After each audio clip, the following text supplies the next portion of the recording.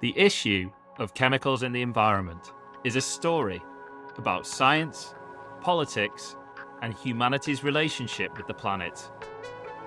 My name is Chris Hughes, independent scientist, and this is the Chemical Journeys podcast. Join me as we uncover the story of chemicals in the environment through conversations with individuals working in this space. So, let's get started. Hello everyone, and welcome to the Chemical Journeys podcast. Today I'm delighted to be speaking with the one and only Janet Greenwood from TT Environmental. Janet, thanks for joining me. Oh, Chris, thank you so much for inviting me. I'm slightly worried to be the one and only, but I'll take that as an enormous compliment. Thank you. Well, I hope people will discover what I mean as we go through the conversation. But you're a fellow small business owner working in the regulatory compliance space. And I was really interested to talk with you on the podcast because you do a lot of work supporting people who are working in the chemicals industry to grapple with all these complex regulatory requirements that are coming out all the time. And so I thought you could help us bring a bit of a perspective to people who perhaps aren't in that environment of what it's really like. I'm aware that you manage a community and you also have a very popular weekly newsletter and also a vlog as well. So in a way, you're one of the original influencers in the chemical space. Oh, goodness me. Yes, well, just to explain what you mean by community, that's the Chemical Regulation Self-Help Group that I set up with a couple of clients in 2006 to deal with this enormous regulation called REACH. And at the time, I was working in environmental permitting and COMA. And I realised when REACH came along, if we did not do something about helping the chemical industry keep going through the REACH regulations, we were going to end up with no chemical industry left. And that would be a very bad thing, because I've been aware for a long time that we rely so much on chemicals in to give us modern society, whether it's from fertilizers, pesticides, refrigeration, freezing, all the things that give us safe food, healthcare. The fact that I have been busy washing my hands with Fairy Liquid this morning because I had a little bleach spill. All these kind of things. Yes, I did rinse the bleach off very, very well first, but all these marvelous cleaners that we have, the dye stuffs in the fabric that I'm wearing and you're wearing, all these things. And it was at risk from this massive, massive regulation.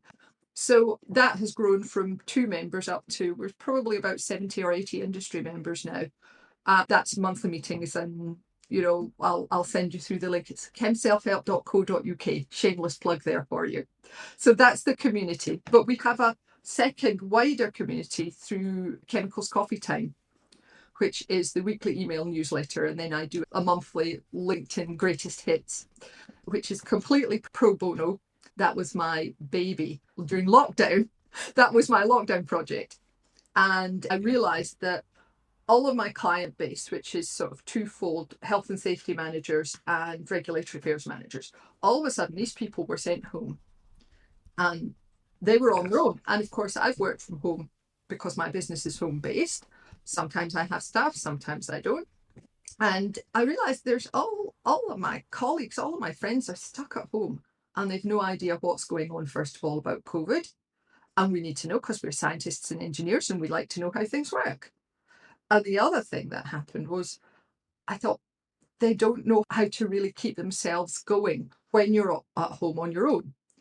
I merged sort of 2 communities, as it were, the self-help group community and the wider, all my colleagues and everybody I knew kind of community. And I did a daily newsletter in COVID for probably 2.5 years, weekday. Yes. I wanted to mention that to you actually in the course of this conversation because, I think that what you did there was something quite remarkable.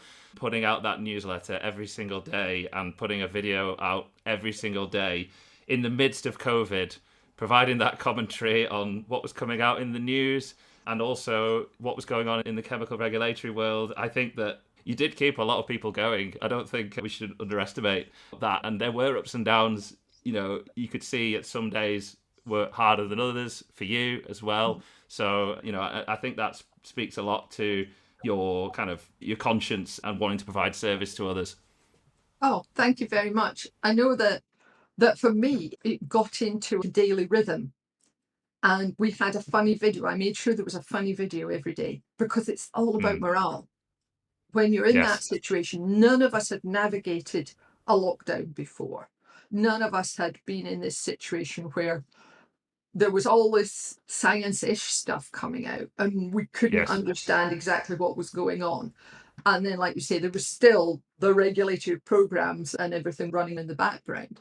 It gave me a platform to help people, and I'm really grateful that people have felt that it was useful. And of course, now we've out of that, I have got the weekly newsletter, etc. But yes, and it's free to sign up, and it's free if you've got an event or you've got something you want to say, and it's going to interest the readers. So it's both these things are my way of putting back, as it were, to the industry that I've got so much from.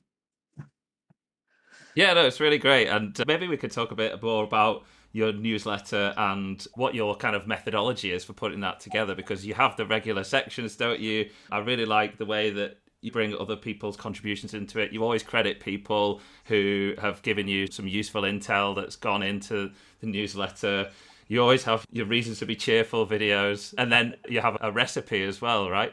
Yeah. But Well, then there's also the regulatory part. Yeah.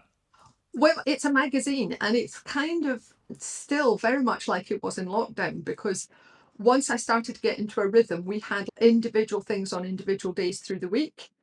So we would have process safety, I think was a Thursday, and we had the weekend recipe on a Friday. It's still an evolving beast, it still evolves around what the issues are. But at the moment, we've got what's happening in the UK, what's happening in the EU for regulatory affairs. We have anything around the world. We have chemical snippets, which is just really weird, quirky things or interesting bits of information. There's a change in this company's taken over another company or whatever. Obviously process safety corner, which is a big bit of it because with my coma work, even though it's on ERA, you still have to understand about major accident hazards as initiators. I'm really passionate about keeping that side of the business and that side of information going. We have a weekend read as well and an infographic. It's all very structured. The videos, it was a daily video, now it's a weekly video. I also Mm. put in the odd dad or mum joke or again anything. This is what I've been thinking about in the past week or two, and these are things that I think people might enjoy. One of our favourite things for me is we've got a collection of periodic tables. We've collected different sorts of periodic tables, and in fact I think either this week or last week there was a Lego one, a 3D a 3D vertical Lego periodic table. So the way that I collate the data, first of all, we have a really engaged readership, which I am so grateful for. Sometimes it's people who've been with us from the off, sometimes it's people who are new. It doesn't matter. If you've got something that you want to say or you've spotted something that you know is part of what we talk about, I am always extremely grateful. First of all, it saves me time. Secondly, it it helps people who are reading the newsletter understand that this isn't just something that you pick up and read. There are real people behind this, and we're all going through the same thing. And it doesn't matter if they're consultants like you and I, Chris, or they're in industry, we're all facing the same challenges with the regulations. Mm. Mm-hmm. I think that the regulations for regulatory affairs side of things, so REACH, CLP, the product safety regulations, as it were, Mm. are different because they are a step removed from daily operations. Whereas the work for permitting and coma that I do is I'm out there, I'm on site, I've got my hard hat and really ancient safety boots. I'm in my element, I'm chatting to the lads on site and I'm having them lift manhole covers for me. Yeah. That's very practical and hands-on. Um, Yes. Maybe. is a remove, isn't it? And I think that's the thing, right? We're talking about chemicals now, and there's so much happening in the regulatory space, but a lot of the work that you're doing is linked to safety and acute hazards and major incidents. So maybe you could just tell people a bit about what kind of under the lid of that line of work. Right, when I set the business up, I had no idea that I was going to be an environmental consultant. I was made redundant from the chemical industry, which I loved, had a major domestic crisis at the same time, and ended up deciding I would teach. I trained for a year, I taught for a year. I was the world's worst, let me tell you. I'm useless in that kind of environment. Plus, they had me teaching 3 separate subjects in your first year at secondary. Outrageous.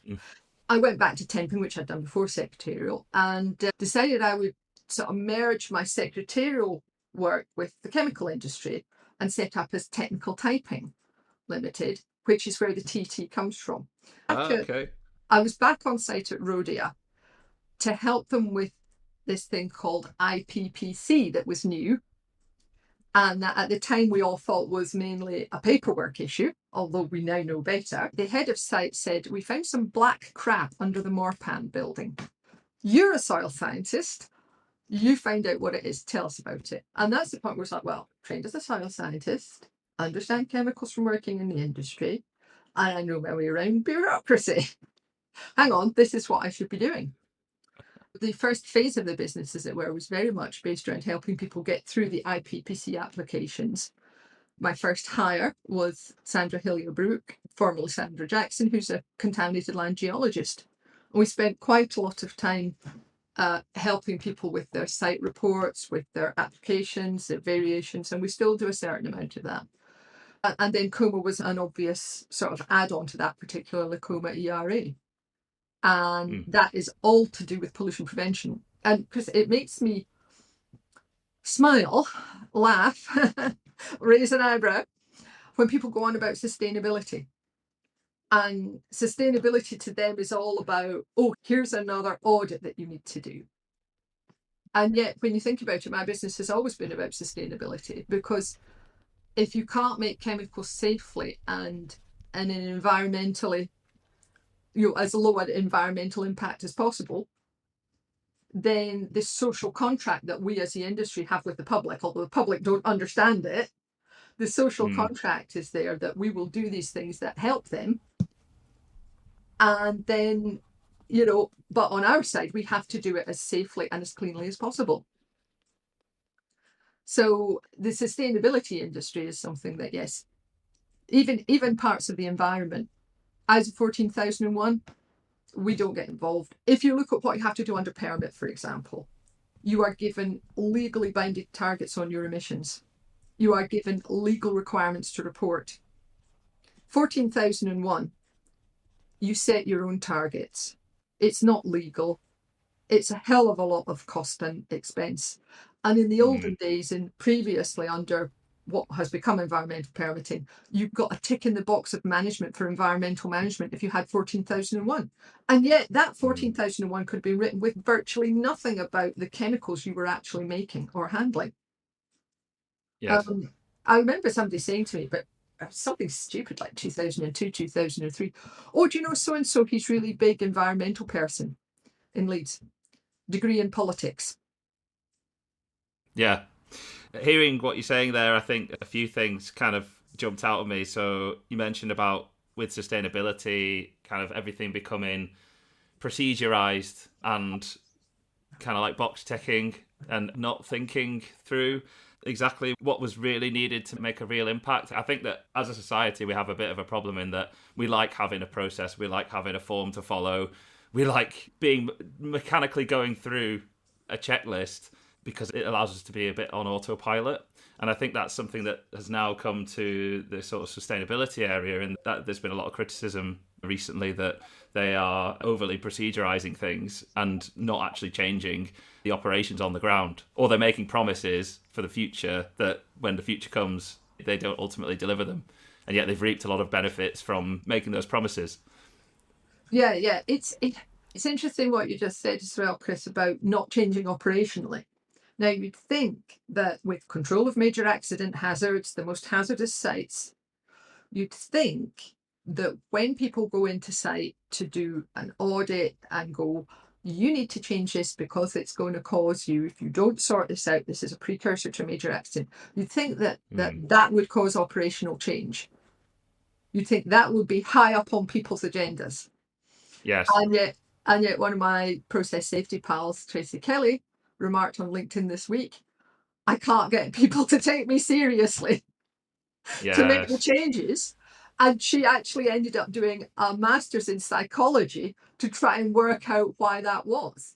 So when you're talking lower, it's weird though. Sometimes jobs like sustainability audits which are nothing to do with actually making things safely. Sometimes they're higher up the agenda than process safety. So it's the appearance of things is more important sometimes than actually doing things the right way. And my job is all about making sure people do things the right way, and the truth underlying that paperwork, as it were. It's, Yes. we forget sometimes, don't we? And I suffer from it myself. If I'm writing a safety data sheet for a client, you have to put yourself in the mindset of the person who is using the product.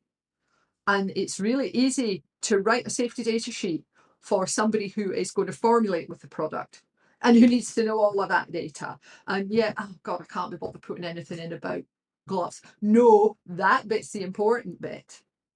That's the really, really important bit.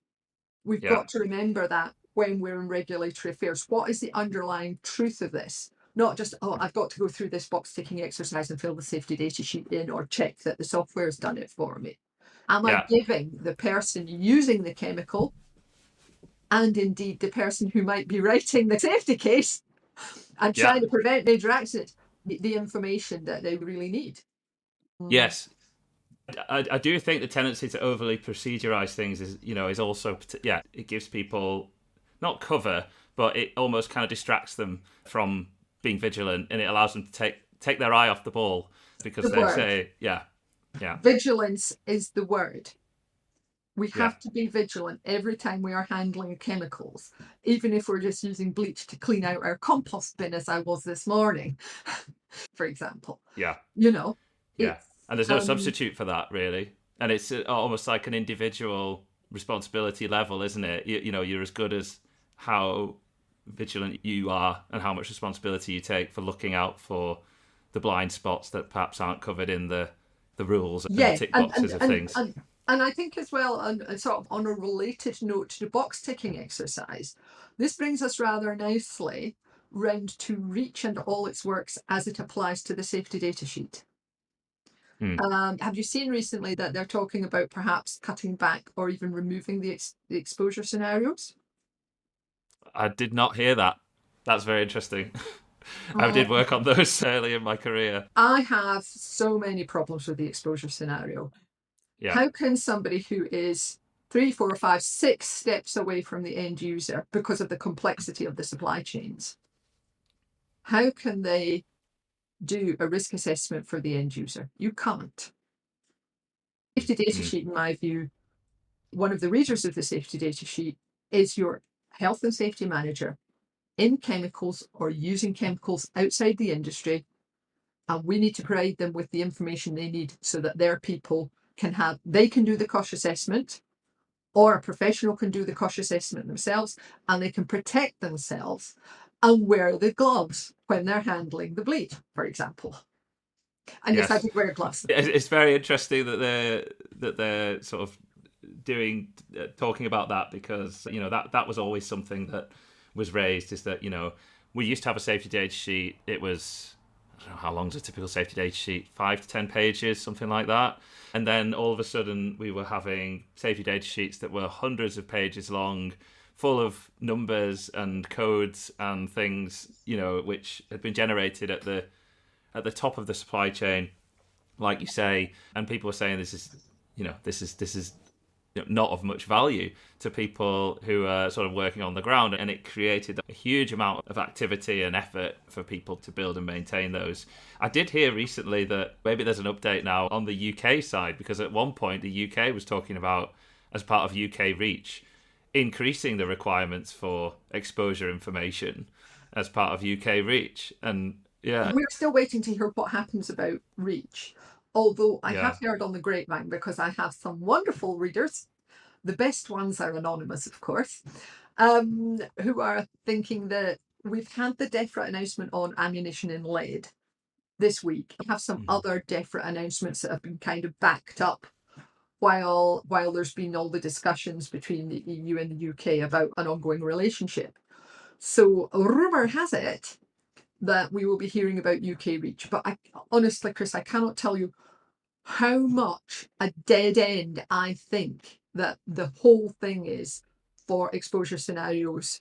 My heart sank like a stone when Mm. that was originally announced for UK, which we want to do more exposure scenarios. Either something is safe to be handled by the consumer or it is not. We have to stop nannying people. We have to Mm. stop saying we're going to pretend that caveat emptor, let the buyer beware, hasn't served us very well for 2000 and odd years since the days of ancient Rome. We cannot.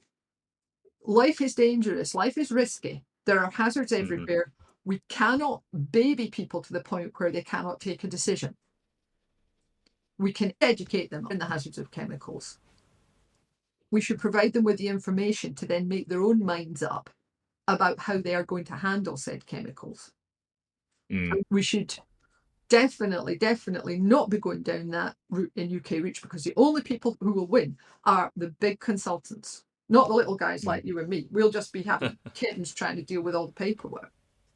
But those are the people who will win, and the regulators who will get a lot of kudos for being seen to do something. Yeah, there'll be a big pile of additional work for people to do, and Well, it remains to be seen the benefit. yeah, I mean, one of the things that I have been pulled up on in the past is the way that I talk about CLP and REACH is classification, labeling, safety data sheet. That is the order you do things in.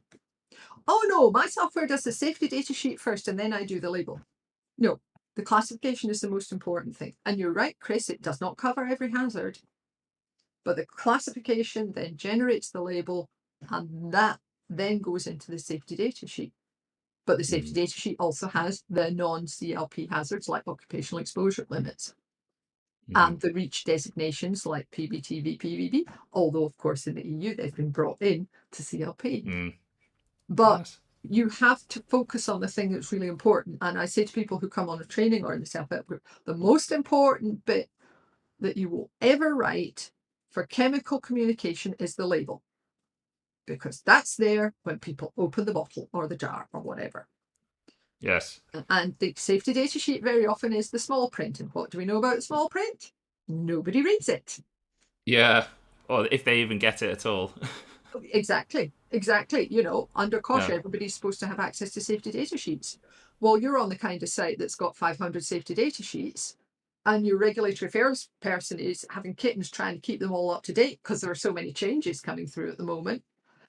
Yeah. What are the chances of Joe Blogs, who's actually opening a valve, getting hold of the safety data sheet that he probably needs to know in case he gets a splash from said material? Yes.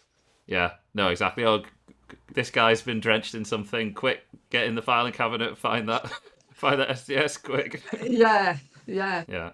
No, it's a. I mean, yeah. I mean that helps to bring, I think, the reality of working on the ground on industrial sites, I think, to people's awareness, because. I will confess that after I'd done my chemistry degree, I did start a job in a product stewardship type role, or, well, it was in the ecotoxicology team at Shell, but I started working straight away on the REACH regulation. I was in a site that was adjacent to a refinery, so there were some safety procedures and drills that we had to perform, but it was nothing like being on the ground actually moving chemicals about or operating the machinery and things like that. I did remember actually visiting a site at one point and hearing from the operators of the site the way they spoke was very interesting, because they could have been doing any kind of industrial activity, but they had this concern about what it was that they were actually using, and they had to trust that the situation that they were working in was safe, that somebody had assessed it and it was safe. Yeah, I mean, I think that's the thing, isn't it? There's a risk that those of us who are flying a desk, we get too disconnected from what's going on site. We get, and even as consumers, we might forget that actually the fairy liquid that you use is a chemical product. And we'll go, oh yeah, it's got irritant on the back of it. Yeah, that's good enough, sort of thing. We lose touch with that. And that's one of the reasons why I spend such a lot of time trying to keep people in touch with the fact that chemicals are hazardous. Yes. And that's why I like having Process Safety Corner in the newsletter, because it's a reminder to everybody, whether they read it or not, that everything we do with chemicals has the potential to be toxic, has the potential to be lethal. Even water, as we know, inhalation, definitely fatal. Yeah. Overconsumption, fatal. Underconsumption, equally fatal. Yes. And thinking about the practicalities of it, I understand that there's also discussion. I'm not up to date with the proposed changes to the labelling requirements in CLP, but I noticed that you mentioned that there's some discussion about whether the proposed changes might be rolled back to labelling requirements. And is there a practicality implication to that? Maybe you know a bit more about that than I do. Oh, well, it's been breaking news this week. On Tuesday, there was a meeting of discussion in the European Parliament, and they've dropped a whole load of proposals out of it, including draft regulations. Now, before we get really overexcited about this, it is not unknown for draft regulations to change. In fact, the big issue at the moment, which is the label format things, where they're saying it has to be a minimum font size and it has to have, I think one of the particularly irritating things was the 120% gap between the lines of text. That was making life very, very difficult for everybody. So if I am reading these documents correctly, that has been rolled back. That has been said, no, you can do that if you like, but we're not actually going to force you to do it anymore. But we are at the stage with this that we, first of all, it is in draft. And secondly, we haven't read the small print yet. And until you start to try and apply these things, you don't know, hang on, actually, they're still trying to bring it in by the back door, for example. Now, I'm not saying that's necessarily going to happen, but you never know with the EU. And the other thing you never know is how individual member states are going to apply the rules. Because you can have different applications of an identical overarching EU regulation in different member states. So although this is really a step in the right direction, because basically it would have meant everybody had to redo their labels. The room on the label for information was going to be greatly reduced by the fact that there were these minimum font sizes and spacings. And it was basically going to cost industry an awful lot of money. And yeah, the hazard information was going to be identical, apart from the new EU hazard classes, of course. And it was clearly going to affect anybody who was trying to sell joint products in GB and the EU as well. So it affects us too, because a lot of people still do that. You know, here is your label, as long as the classification is the same, and it doesn't have the new EU hazard classes, which are not allowed on the GB label, as I'm sure you're well aware. You know, it's this thing of, here is the label, here are two legal entities, one GB, one EU, and it's going to be sold in the English language places. You know, it's going to go into Republic of Ireland, Northern Ireland, GB. There you are, bang, one label. So yeah, it's a movement in the right direction, but it's also it's not finished yet. Yes. You know, we don't understand it yet. And I think this is one of the problems with stuff coming out of the EU is they are writing things more badly. They are producing enormous changes very quickly. And there are only a few regulatory affairs people in any business, unless it's a consultancy specializing in that. You have limited resource and you have just floods of changes coming out. You have the regulatory change. You have the REACH update coming in the next year or two. For EU REACH, you have GB REACH proposals coming out. You have obviously the CLP changes that are just starting to bite in the EU. And then you have the bit nobody talks about publicly, but which really affects regulatory affairs people at the sharp end, which is new SVHCs. Now, I don't know how much work you've done with the large consumer companies, but they very often will not touch anything with an SVHC in it. Yeah. They just go no, which means people need to reformulate. In an otherwise non-hazardous product, it triggers the safety data sheet, etc., etc. New SVHC is an issue. New restrictions, and also, and especially, new harmonised classifications. Yes. Since Christmas, just about every week, I'm talking about new harmonised classifications from the EU. Where is it going to stop? You know, we're all only trying to do our best. And if you come along, because under Duty of Care, Health and Safety of Work Act 1974, in the UK, we are duty bound to act on new hazard information as it becomes available to us. Yep. I'm sorry to tell you, Janet, but I Oh, don't think it's going to stop anytime soon. no. In fact, I think things are really only getting started, and that, but that's the thing, is that these things come down the tracks and turn on a lot of work all through the supply chain as people scramble to reformulate, and it creates a lot of disruption. It's great for you to be able to kind of paint this picture for your average regulated professional working on the ground. Yeah, it's such a difficult job, and it's difficult for purchasing teams as well. Purchasing in the past, it was fairly straightforward. When we had CHIP, the restrictions were at the back of CHIP, and I believe there were 2 or 3 of them. At this point, I'd like to shout out to Desmond the late great, because he pointed that out to me. And we didn't have a separate restriction list here in the UK. And since REACH has come in, the sources of change and SVHC and authorization status, the effectively REACH classifications, what I call REACH designations, so PBTV, PBB, endocrine disruptors, although those are now being moved into formal CLP. You also have nanomaterials that are handled differently in terms of the safety data sheet. We now have PFAS coming in, although technically that's under the PMT banner. All these things, you suddenly have to go, oh, hang on a minute, is there any of these in here? And then you have, is it registered for REACH? And are the uses registered for REACH? Not just my uses, but my customer uses. And you've got somebody who is literally a purchasing person going, how the hell am I supposed to keep track on this? And then I got shouted at when somebody at Regulatory Affairs comes in and says, you shouldn't have bought that, we can't use it here. And it has these knock-on effects in the business, and it makes Regulatory Affairs no longer just about safety, because there's this overlap with commerce now. And again, I think the registration of uses and the whole business about the extended safety data sheet, that is a complete misstep. With hindsight, we really look, Chris, I'll let you into a secret.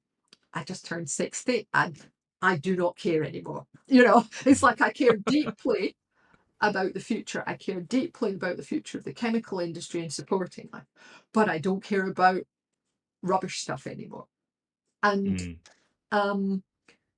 why register uses?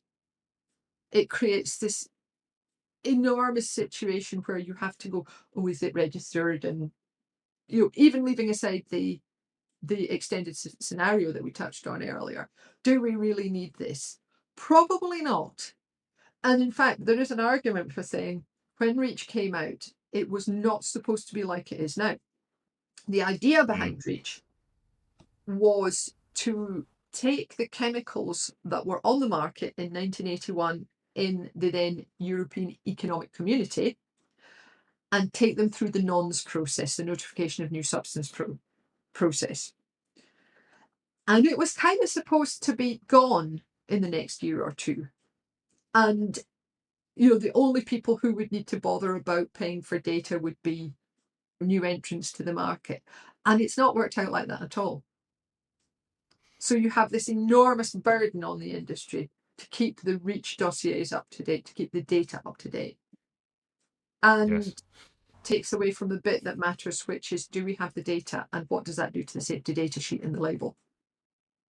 Yeah, I mean, I think, just a disclaimer, I'll probably have to say that I'm not agreeing with everything that Janet is saying. No. That's fine, because, we've all got our own... Yeah. The thing, Chris, you wanted a perspective from somebody who remembers life before REACH. Yeah. And that is my take on it. It is too big. It is, oh God, it just reminded me. Do you know the wonderful video with for Black and White by Michael Jackson? And he's got Macaulay Culkin playing his guitar really loud, and I think it's Norm from Cheers is playing his dad, and he comes in, it is too loud, it is too late, now go to bed. And that's kind of how I feel about REACH as it's currently constituted. It's too far removed from what the good bits of it should be.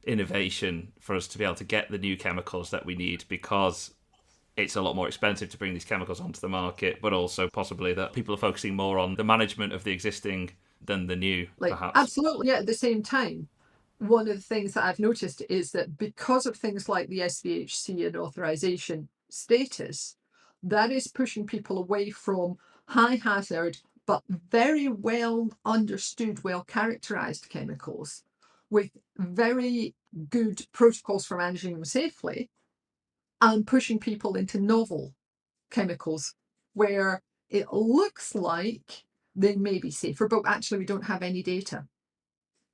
And that's not necessarily a safe position to be in. I think a lot of people misunderstand that we like hazardous chemicals because it's the hazards that make them useful. Nine times out of Well, 10, yeah, they often go times hand out in of hand, don't 100. they? Yeah, They often go it's hand in hand. the functionality is intrinsically hazardous. So the question should not be, how can we get rid of all these nasty hazardous chemicals? The question should be, how can we handle chemicals that are hazardous in the best way possible? And frankly, offshoring it overseas is just moving the problem to areas where they are less concerned about human health and less concerned about environmental safety. And we've seen this hollowing out of reach. Yeah. Because it is really alarming what's happening to the industry in Europe, I think, on the economic side. You're hearing all the time that things are being closed, sites are being closed. I get the sense the UK has been particularly hard hit recently, but maybe you have some examples of that. There have been closures in the Netherlands. The Dutch government's concerned. There's Dow is closing EU and UK sites. There's all sorts going on. It's like a perfect storm almost, because we've got a financial crisis on an already weakened industry. Yeah, people forget that we need chemicals. We need hazardous chemicals. We need to keep our water clean. Absolutely primary. There's no point, in my view, in having a national health service if you don't have clean water. That is the fundamental for health. Clean water, dealing with your sewage and dealing with your rubbish. Yes. So maybe I can draw, as we're exploring this, because you and I know each other quite well, so I think we can have a conversation where we don't agree on everything, basically. No, we don't have very boring exactly. if everybody thought the same way.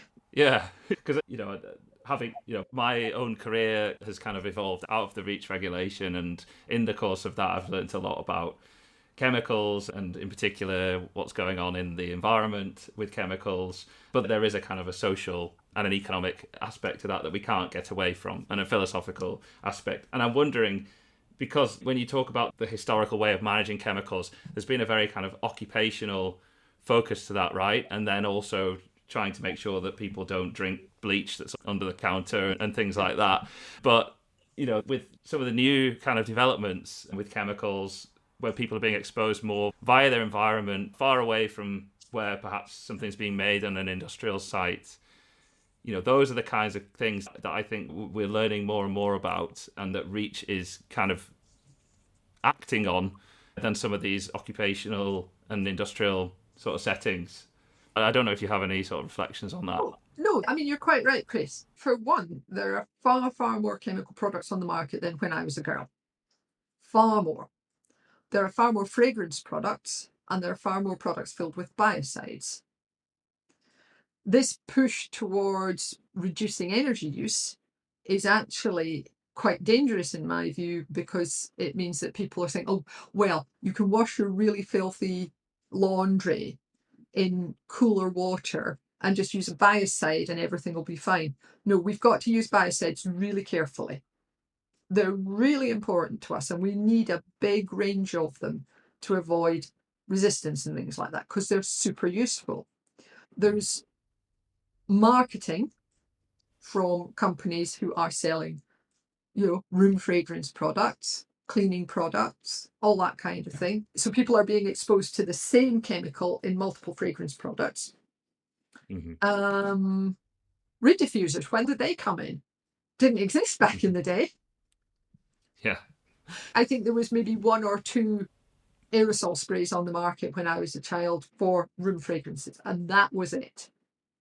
We did not have scented candles.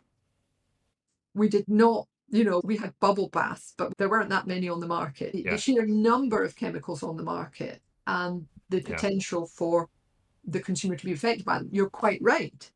But the question is, who should be responsible for that? Is it down to the individual consumer to take control over the chemicals that they, and particularly their children, are exposed to?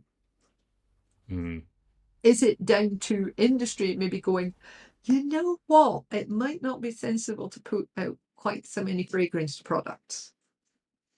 Or indeed, and this is where it gets really interesting, BPR, because it's so difficult to get, we're now at the stage where some product types, basically, I think it might be paints, basically it's isothiazolones. And isothiazolones are in other things. So there's been a narrowing on the biocide market, and we're now seeing an increase in the number of people who are sensitive to isothiazolones or being triggered by that sensitivity. So again, we're in a bit of a perfect storm here, where people are reacting badly to chemicals or being exposed to them a lot more for cultural reasons, being able to buy more products and liking them. And also the changes in the formulations.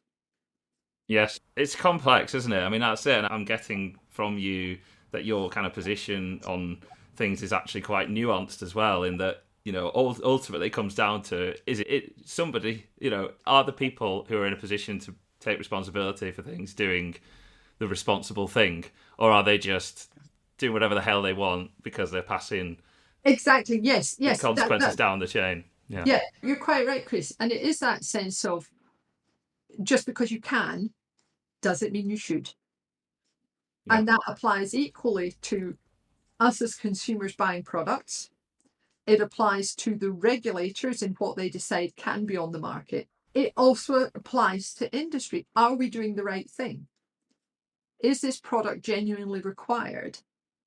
Is it sensible to allow helium to be used in balloons, for example? Helium is not quite on the edge of running out, but it is quite rare. Yeah.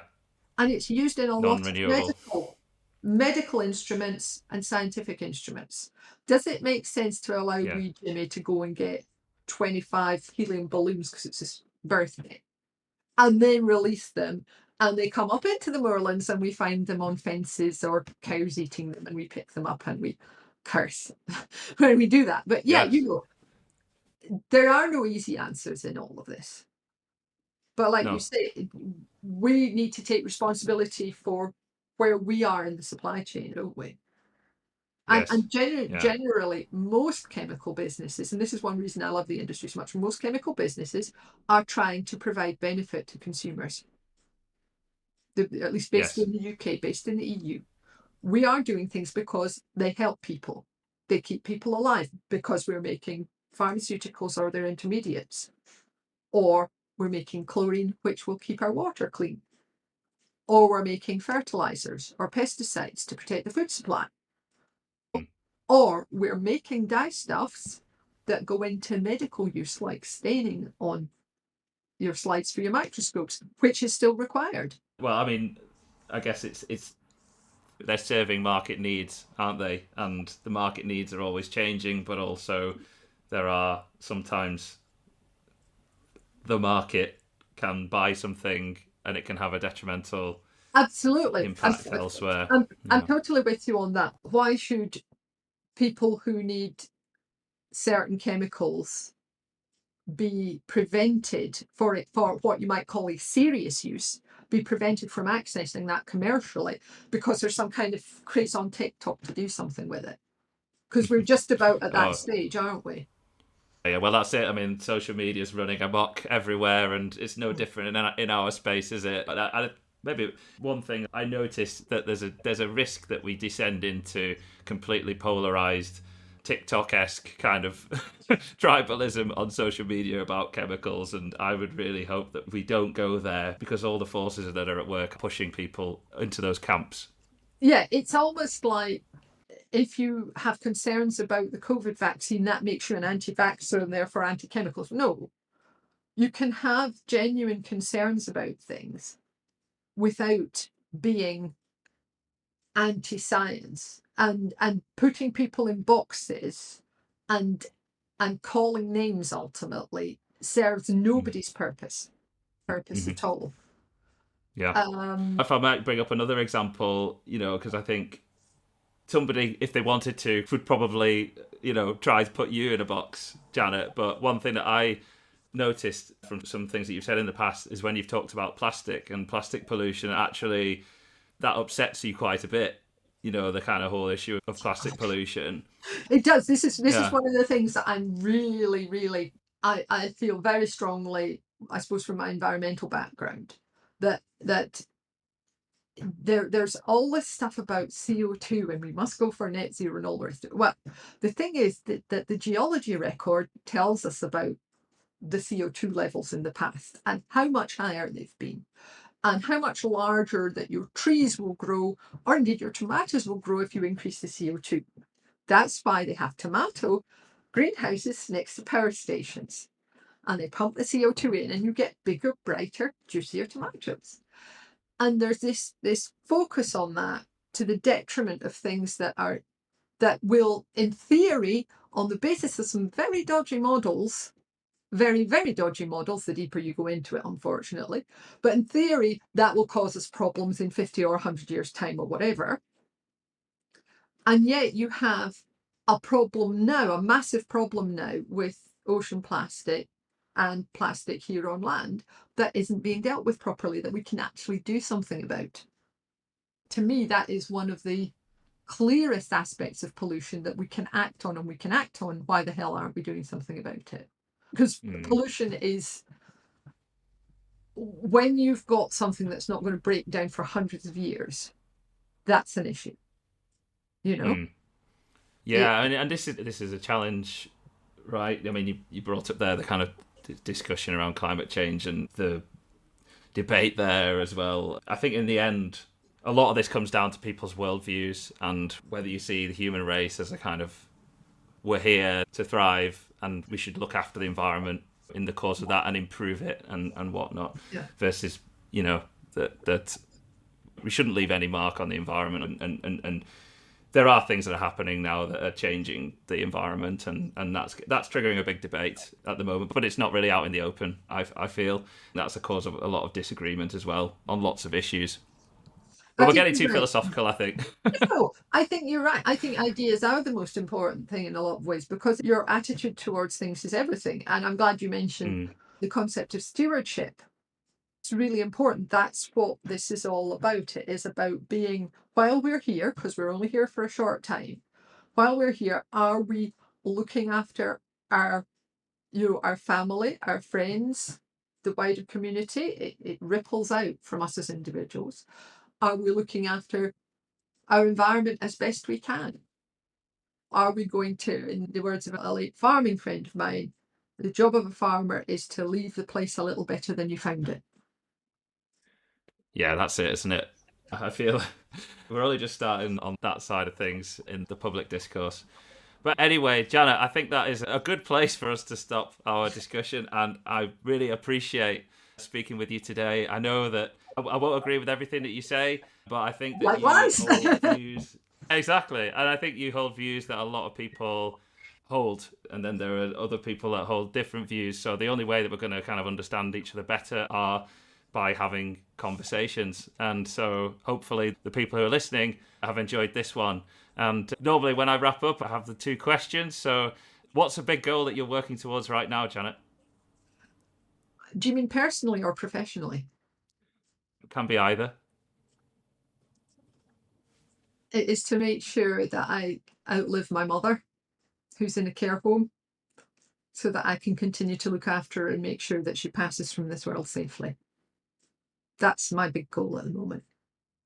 Oh, probably similar with my husband. looking after the family. Yeah, I think thank you for sharing that. One thing that I think is clear from your past, your life and your career has been that you do have a deep sense of service to others. Oh, thank you, Chris. What's your second question then, love?